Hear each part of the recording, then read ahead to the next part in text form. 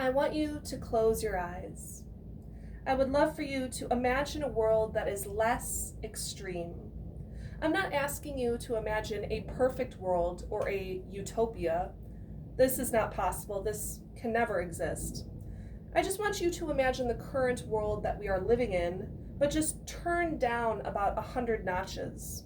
Welcome to a reality that is less extreme, less conflicted, and more in harmony with nature, with others, and ourselves. Hello, everyone. My name is Maria, and welcome. I am excited to talk to you and encourage you today to be a part of the current consciousness shift that is taking place on planet Earth. I'm asking you to cultivate a daily and regular meditation practice to raise your awareness, to raise your consciousness, and ultimately become a more peaceful human, to create a more peaceful society and a peaceful planet. Now, let's go over the current problematic state of consciousness that we see on the planet, the plan of action to work with others rather than working against others, and the advantages of shifting the global state of consciousness to be more peaceful, more neutral, and ultimately less divided, less extreme.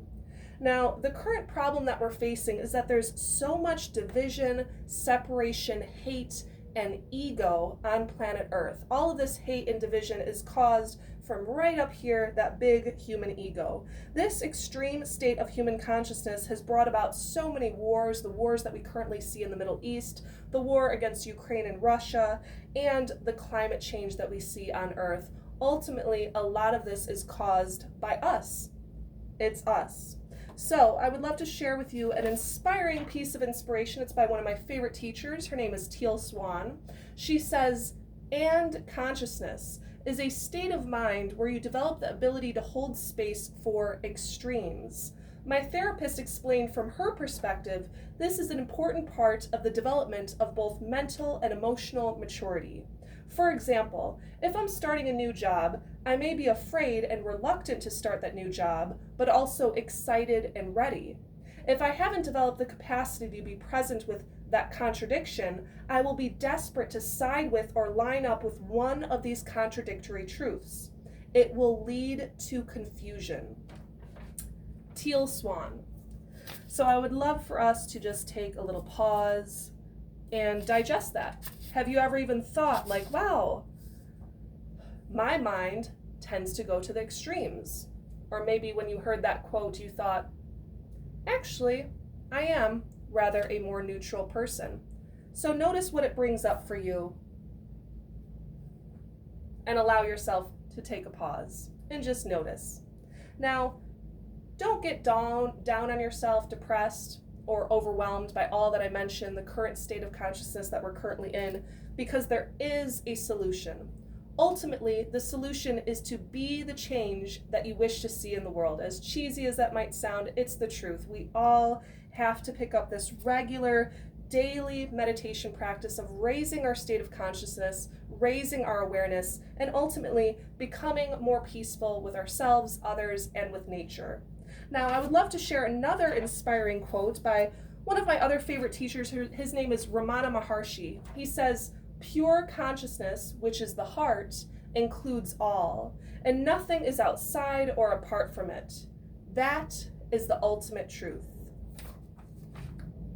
So, allowing a little pause, allowing that quote to digest, and asking yourself, wow, when was the last time I was in this state of heart-centered consciousness rather than egoic-centered consciousness?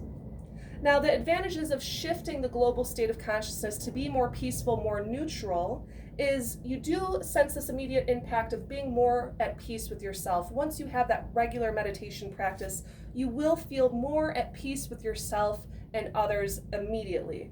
Now, benefits over time, we will see a more peaceful planet. Meditation does truly cause a beneficial and productive change. So in review, the current state of consciousness, this human consciousness, is toxic. It is destructive to ourselves and the planet. But we can change this by meditating regularly, connecting with ourselves and others, and connecting with nature rather than destroying nature. So, in conclusion, I would love to share another quote by one of my other favorite teachers. His name is Ram Dass. He says, "As we grow in our consciousness, there will be more compassion and more love.